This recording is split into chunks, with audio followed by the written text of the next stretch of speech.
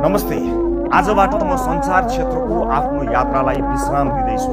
एउटा संचारकर्मीका रूपमा मैले सकेको गरेँ, के गरेँ, कति गरेँ तपाईँ दर्शकहरूसँग त्यसको हिसाब छ र मलाई त्यो हिसाब कहिल्यै पनि चाहिँदैन।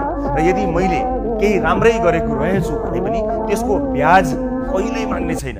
संचार क्षेत्रमा रहेर मैले कसैको ठाउँ ओगट्न खोजिनँ, बरु आफ्नो छुट्टै र अलग्गै ठाउँ निर्माण गर्ने कोसिस चाहिँ गरेँ। यो कोसिसमा मैले सधैँ सिधा कुरा नै गरिरहेँ र आज अर्को सिधा कुरा गर्न यहाँ देखिएको छु।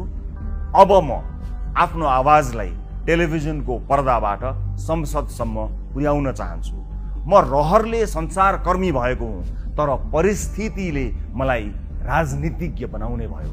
आजबाट म पूर्णकालीन राजनीतिमा आएको छु। यो मेरो सपना, चाहना, क्रान्ति, विद्रोह, रहर, आकांक्षा, महत्वाकांक्षा केही पनि होइन। यसलाई मेरो तर्फबाट यो समाजलाई मैले फिर्ता दिन खोजेको योगदानका रूपमा ग्रहण गरिदिनु होला। अबको मेरो यात्रा राजनीतिको यात्रा भयो।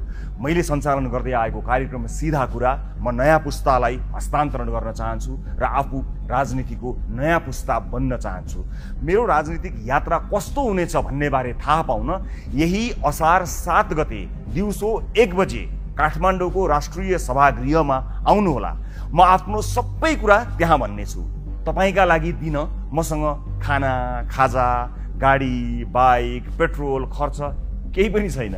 तर यो मुलुकले खोजेको नेतृत्व र त्यसको खाका कोर्ने योजना चाहिँ छ। यदि यति नै पर्याप्त छ भने आउनुहोस्, यही असार 7 गते दिउँसो 1 बजे राष्ट्रिय सभागृहमा बसेर एउटा नयाँ मार्ग कोर्ने बारे सल्लाह गरौँ। बर्सातको समय छ, पानी पर्ला, हुरी चल्ला, चट्याङ पर्ला। मसँग त तपाईँलाई दिने छाता पनि छैन, तर केही यस्ता योजनाहरू छन् जसलाई सार्थक पार्न सके हाम्रा सन्ततिको भविष्य सुनौलो बन्न सक्छ। भोलि बिहान उदाउने सूर्यले हाम्रा लागि परिवर्तन ल्याउँदैन, गर्न त हामीले नै पर्ने रहेछ। अब म तयार भएँ। तपाईँ तयार हो?